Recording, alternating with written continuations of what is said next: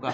तो इतना एक घनाभ है, इतना आयतन वाला, और उससे हमको घन बनाना है कितना वाला, 6 गुने 6 गुने 6 वाला। तो कुल कितना होगा, तब बोलिए। ये हो जाता 6 छक 36, 6 तिया 18, अब 18 दूना 36, 18 दूना 36 नहीं होगा, 6 3 2 तो 18 हो जाता है। ठीक है, चलिए अगला बोलिए 15 नंबर। 15 नंबर में क्या है, चलिए 15 नंबर भी आसान है। देखिए तो दिया हुआ है 36p स्क्वायर को अगर लिख दे हम 6p का होल स्क्वायर तो कोई आपत्ति, आप लिख देते हैं, हटाइए। तो 36p square plus 49q square whole into दिया हुआ है 6p माइनस 7q, क्या प्लस है, अच्छा प्लस फिर है होल इंटू कितना है, हाँ 6p माइनस 7q। ठीक है, तो कौ किसके बराबर होगा, बोलिए। ये दोनों मिलकर क्या हो जाता, तो a plus B whole into A minus B, यानी कि इसका स्क्वायर माइनस इसका स्क्वायर, और ये प्लस में दिख रहा है। ठीक है, ये प्लस में दिख रहा है, तो फिर से क्या हो जाता, इसका जो रिजल्ट आता वो होता 36p square minus 49q square, इन दोनों का आएगा। ठीक है, अब इन दोनों को गुना करेंगे तो फिर इसका स्क्वायर हो जाएगा, यानी 36 का स्क्वायर कितना होता है 1296। ये दोनों a plus B whole into A minus B, तो हो जाता 1296 p का पावर 4 माइनस, और 49 का स्क्वायर कितना होता है बताइए। तो ऐसी आंसर दिख रहा है, तो क्या देखना है, 2401 q टू द पावर 4, यही हो जाएगा। चलिए 16 नंबर। 16 नंबर में क्या है, कहता है नीचे दिए गए प्रश्न का उत्तर देने के लिए दी गई तालिका का ध्यानपूर्वक अध्ययन करें। निम्न तालिका वर्ष 2020 में 5 अलग अलग शहरों की जनसंख्या के बारे में जानकारी देती है। चलिए ठीक है, फिर कहता है शहर आर में बच्चों में लड़कों का लड़कियों से अनुपात, तो बताइए। तो शहर आर में, तो शहर आर का कुल जनसंख्या कितना है, तो 42,000 कुल जनसंख्या है। कितना परसेंट है बच्चों की संख्या है 10%, 10% है ना, 10%। अब 10% में लड़कों और लड़कियों में से अनुपात है 2:3। और शहर पी में बोलिए तो शहर पी का जनसंख्या टोटल कितना है 46,800। कितना परसेंट है बच्चा, उसमें बच्चे का ही बात कर रहा है, तो इसका 20% है। चलिए, और इसमें भी बच्चों में लड़कों का लड़कियों से अनुपात 5:4 था। शहर पी और शहर आर में मिलाकर लड़कियों की कुल संख्या कितना था, लड़की का निकालना था। तब बोलिए पहला में अनुपात कितना है, तो 2:3 लड़का और लड़की का, तो लड़की हो जाता 3/5 जोड़, इसमें कितना है 5:4, तो लड़की का कितना हो जाता 4/9 हो जाता। अब इसी का आंसर करना होगा। परसेंट से 800 खत्म, परसेंट से 00 खत्म। अब 5 से भी कट रहा है, 5 से इसको काट देंगे तो अब 25 40, 5 का 20, यानी कि 480। 10 कैसे हो गया ना, हो गया। अच्छा, ये 9 से कटता है, कट रहा है बिल्कुल, 9 से देखिए ये भी कट रहा है। 9 5 45, 9 दूना 18 और 1 0। अब कुछ नहीं, गुना करके सीधे जोड़ दीजिए। ये दोनों गुना होता तो 0, 4 तिया 12 का 2, 8 तिया 24 और 1 2520, और ये हो जाता कितना 0 8 5 468 डी नंबर, ये छिप गया था। चलिए अगला बोलिए, कितना नंबर 17 नंबर। कहता है एक इसी कार्य को 12 दिन में कर सकता है, बी उसी कार्य को 36 दिन में पूरा कर सकता है, दोनों मिलकर कितना दिन में करेगा, तो 12 गुने 36/12 प्लस 36 यानी कि 48। तो बोलिए 12 चौक 48, 4 9 36, 9 दिन में। चलिए 18। 11 मीटर त्रिज्या वाला एक स्तंभ 21 मीटर ऊंचा है, इसे बनाने में कितनी सामग्री का आवश्यकता होगा। तो स्तंभ यानी कि बेलनाकार है, बेलन का आयतन निकालना है। तो बेलन का आयतन बराबर क्या होता है, पाई आर स्क्वायर। तो आर कितना है, त्रिज्या दिया हुआ है ना, आधार का त्रिज्या 11, तो 11 का स्क्वायर कर देंगे। ठीक है, इंटू एच कितना है 21 है, वही हम लोग का आंसर होगा जो 11 से कटता है। तो 11 से कटने वाला देख लीजिए, 11 से कटने वाला देख लीजिए 15, एक ही ऑप्शन होगा ए नंबर, क्योंकि ये 11 का गुणज रह जाएगा। ठीक है, तो एक ही ऑप्शन होगा। अब गुना उना कीजिएगा, देखिएगा तो 7 9 8 6, क्योंकि 8 7 15, 9 6 15, तो अल्टरनेट पर स्थित अंकों का जोगफल का अंतर 0 आ रहा है, यही वाला होगा। ठीक है, देखिए अगला 19 नंबर।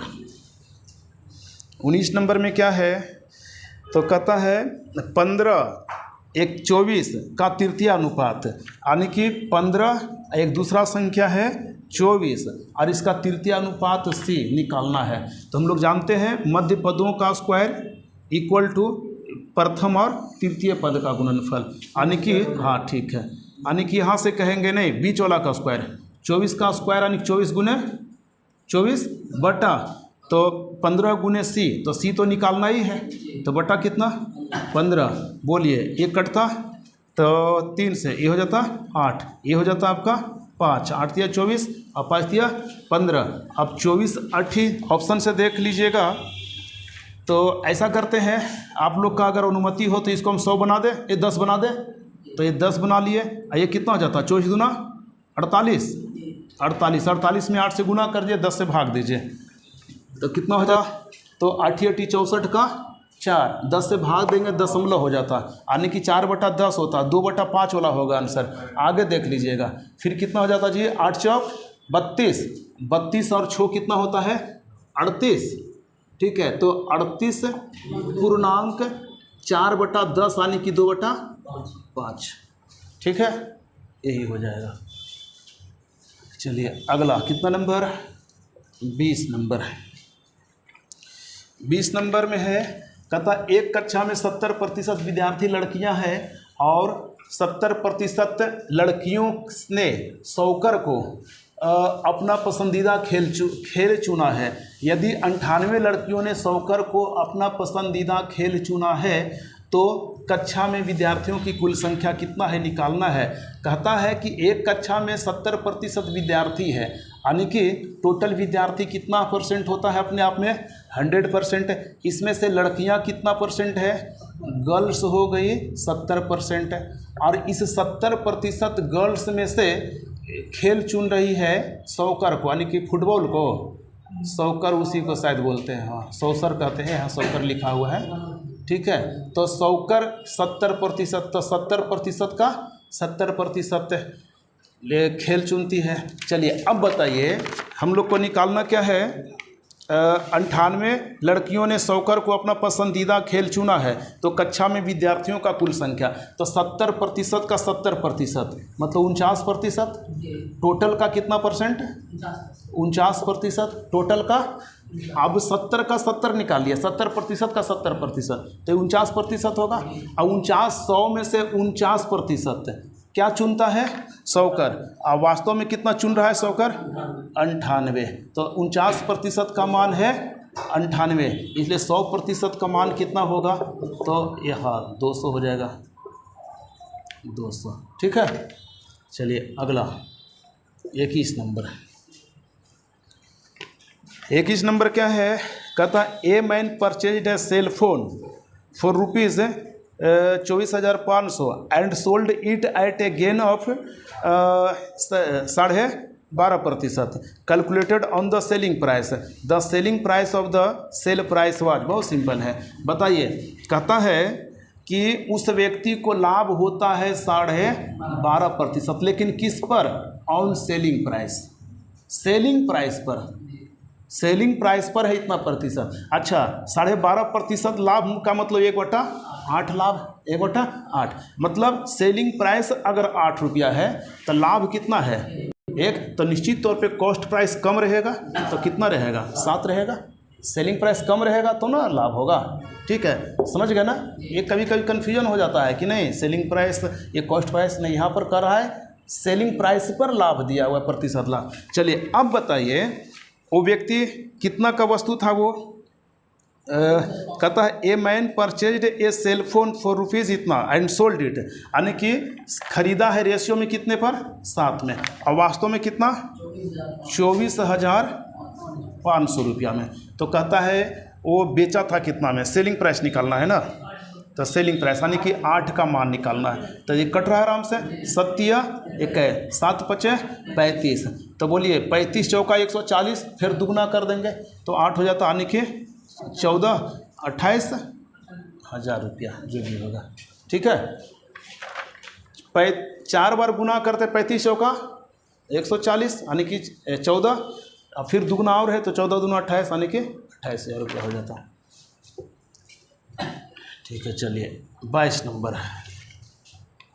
22 नंबर क्या है, कहता एक थोक व्यापारी द्वारा बेची जा रही प्रत्येक वस्तु का अंकित मूल्य 300 रुपया था। थोक व्यापारी एक स्टॉक क्लियरेंस सेल की जिसमें प्रत्येक 3 वस्तुएं खरीदने पर एक वस्तु मुफ्त दी जा रही थी। इसके अलावा 10,000 रुपया से अधिक की खरीदारी करने वाले किसी भी व्यक्ति को 3 खरीदे एक मुफ्त पाए। चलिए, योजना की देय राशि पर 10% की छूट दी जा रही थी। रमेश ने खरीदारी की जिसके लिए यह देय राशि 18,000 रुपया थी। इस लेन देन के दौरान रमेश को कितनी प्रभावी पर छूट दी गई है।